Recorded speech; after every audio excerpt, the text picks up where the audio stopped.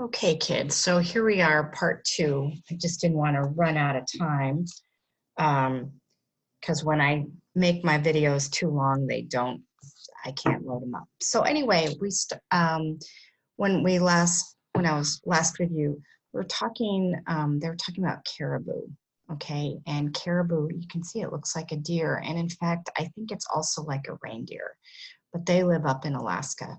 Guess who's seen them? Ms. B, but not in Alaska. Now, the other thing we were hearing about were mittens that Mama made. And I don't know if they looked exactly like this, but you can see they look different than ours. Looks like they're made from leather, and that they would be really long, which you'd probably want in cold weather. And then we've got some boots and moccasins, and we can see that they look like they are made out of animal skins and animal fur. So this would take a lot of skill uh, to be making these. Okay, I'm going to head back, and I believe on page 22. And I'm going to start where it says, kind of up at the top of page 22, where it says when. When you skin the leg out, you just cut it carefully down the front, and there's a fur tube, just right for boots. Mama makes an insole of caribou fur for inside the boots too. And at the top of the boot, she sews on beautiful fur band. So I can see that right there. She makes with beads. She always makes flowers on her bands. Grandma says in the old days, they made the design on the bands with porcupine quills. You have to flatten the porcupine quill with the fingernail and then sew it flat to the band. Oh, first you dye the quills different colors. I like to see that kind of band, but no one makes it anymore. Too much work, I guess. They use beads instead.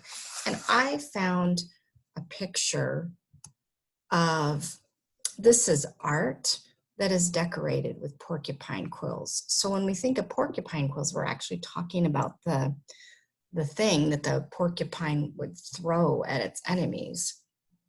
And the natives would collect these and I guess flatten them, and they could dye them different colors. So these beautiful colors right here are made from porcupine quills. So that's really, really something, isn't it? Okay, let me keep reading. There's a lot of stuff they don't make anymore that my grandma tells me about, like the rabbit skin underwear. That sounds kind of odd, doesn't it? She had when she was little. Long ago, you only wore what the women could make, but now people have got catalogs and the store. Mama doesn't make our parkas, and parkas are another word for a jacket. She already orders them, always orders them from the Sears Roebuck catalog because she thinks making parka is too much trouble. Now, I am going to show this. This is something that was part of my childhood. So Sears Roebuck, it's a store called Sears. I think it actually has gone out of business. But what people used to get is this catalog that you would order out of. And actually, this is what I did as a kid, because there wasn't a Sears store in my town, but we would get these Sears catalogs in the mail. Let me tell you, it was exciting when we got one. And on the page, there would be all kinds of things that you could buy. And this is a page that would be similar to what would have been, this was about the time that in the 40s that the year of Miss Agnes is taking about. So the children could be looking at clothes and picking out clothes. You would order it, and then it would arrive. And you guys, when I was a kid, my mom before school started would say, she would give me the Sears catalog and she'd say, okay, Corin, you can pick out an outfit for school. So I didn't really go to the store to buy an outfit. I would order one for the Sears Roebuck catalog. And then what would happen is that Sears would call us up and they would say, okay, you can come down and you can pick up your order. But the Sears Roebuck store wasn't a real store. It was just like this little room, and they would go in the back and they would get your clothes. So it was really pretty cool. I still remember the first time I went into a Sears store, because they had them in really big cities, and I couldn't believe it. I was just a whole Sears store where you could just go to the rack and pick off the clothes. I mean, and I was, I was a kid when probably about 10 or 12 when that first happened. Okay, I'm going to keep reading. Grandma doesn't like ordering stuff. She grumbles at Mama and in Indian and calls her lazy. Grandma would make parkas for us, but she doesn't sew very much anymore because her eyes are going bad.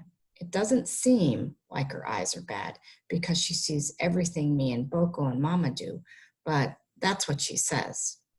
Grandma makes the sinew thread for sewing out of the big hump on the back of the moose, and she tans the moose hide with rotten moose brains. Boy, does that smell bad.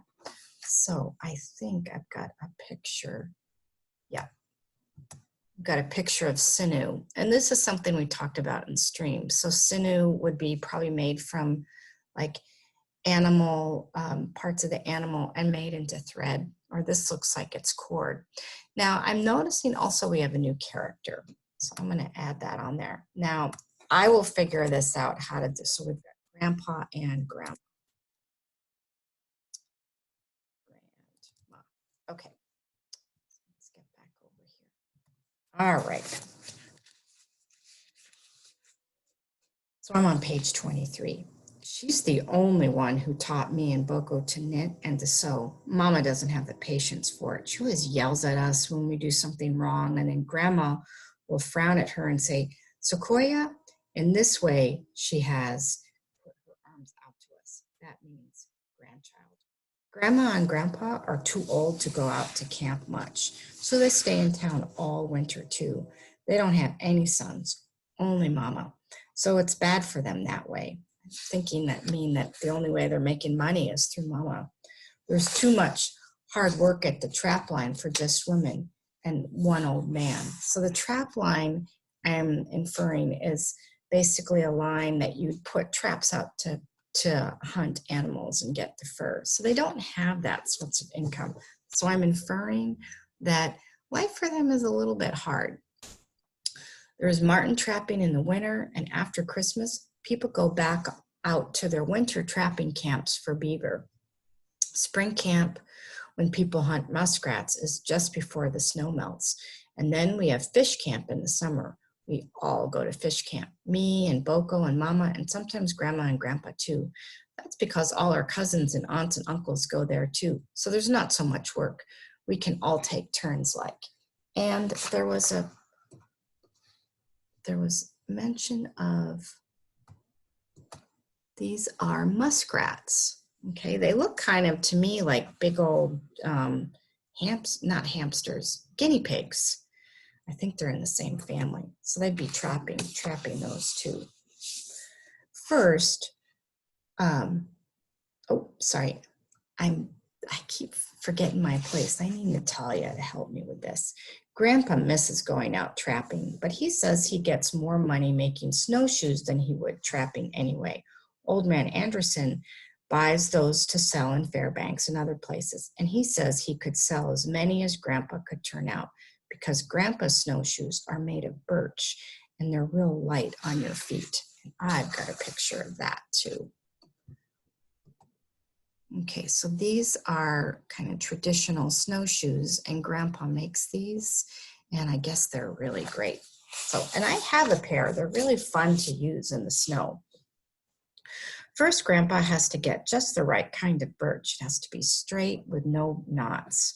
Then he soaks the birch in water until it's soft, just right to tie onto the snowshoe frames. So what he's talking about is the wooden part here, and that's made of birch, and birch is a type of tree. After they're ready to come off the frames, Grandpa fills in the insides of the snowshoes with rawhide strips, and that's what that part is right there. It's the rawhide would be made out of leather, I believe. Oh, rawhide strips she makes from moose hide. It's really hard to fill those snowshoes all crisscross like a spider web. I want to learn how. There are lots of things we could learn at home, but I like the stuff we learned at school too, I wanted to get good at reading so I could read fast like old Mr. Anderson. When the paper comes in the mail from Fairbanks, he reads out loud in the store to everyone, and he goes so fast everyone tells him to slow down. I'd like to read that fast. So mostly I was glad we got to stay in town all winter. So in this chapter, we learn quite a bit about their life as Alaskans. Today, what your assignment is going to be is I'd like you to add information about Grandpa and Grandma. Okay, we learned some information about that. We also, I think, learned some information about Fred. And I think I think that's it. So again, what your assignment is to add information that we learned about Fred and then information that we learned about Grandpa and Grandma. Okay, that's all we're going to do today for this. And I will see you with your Miss Agnes on Monday. Okay, kids. See ya.